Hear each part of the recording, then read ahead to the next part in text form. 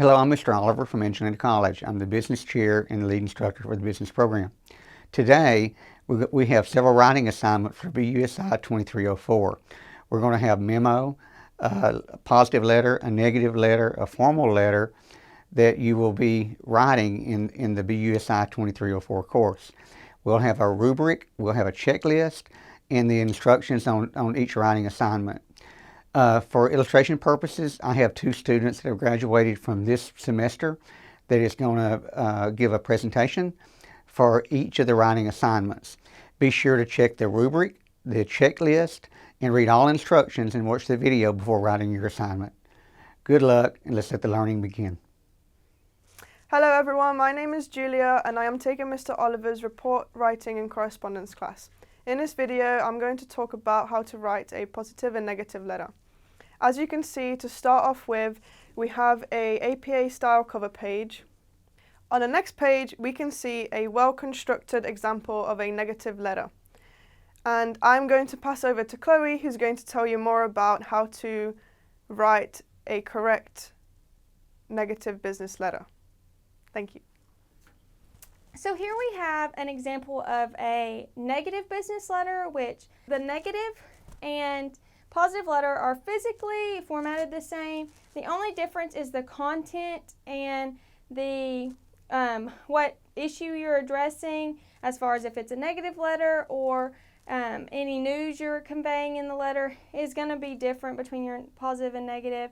But overall, it's pretty much the same. So we have our letterhead at the top. We have the date it was written.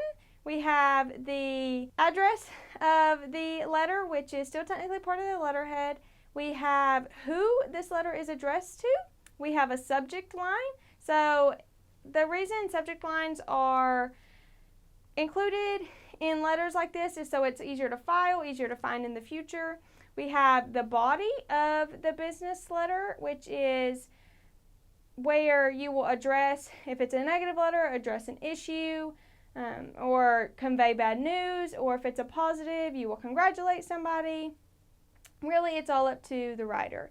Then lastly is your salutations, your signature, your name, and your title after your name.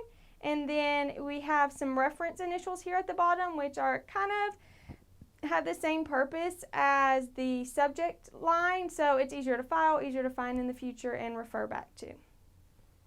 So Mr. Oliver has provided us with a checklist, so it's going to be super easy to complete this assignment. We have, to complete the memo, you first start with an APA style cover page, so it will simply include your name, the instructor's name, the name of the facility, which would be Angelina College, and then the title to your negative or positive business letter. Next, on your second page, you will have your company logo as part of your letterhead. You will have the date line, and then you will have an inside address of the company. You will have the appropriate salutations. So, hello, my name is, explain who you are. And then you'll kind of have these two kind of go together. You'll have a subject line and a small paragraph addressing the employees before you get into either the positive or the negative. Next, in your body is where you will technically address, whether it be a positive issue, a negative issue, whatever it may be. Lastly, you will have a complimentary closing.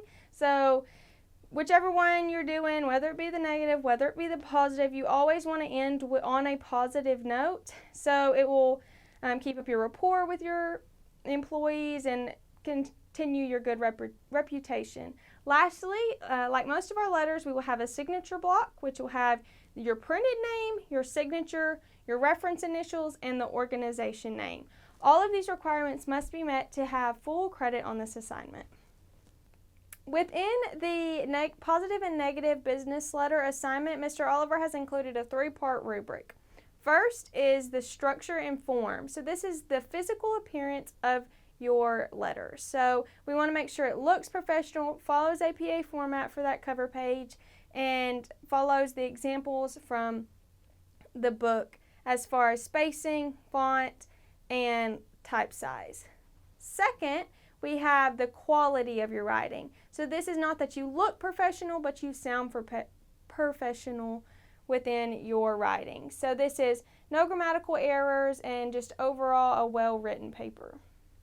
The last part of this rubric is the purpose and delivery of the message. So within this assignment, you're either going to be addressing a positive or negative issue to a coworker, a employee of yours, whatever you decide to do.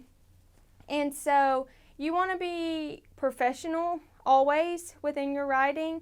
You never want to dog on somebody too hard. If it is a negative letter, you want to have that complimentary closing so it doesn't seem so harsh. And overall, you just want to be really professional and nice within your letter.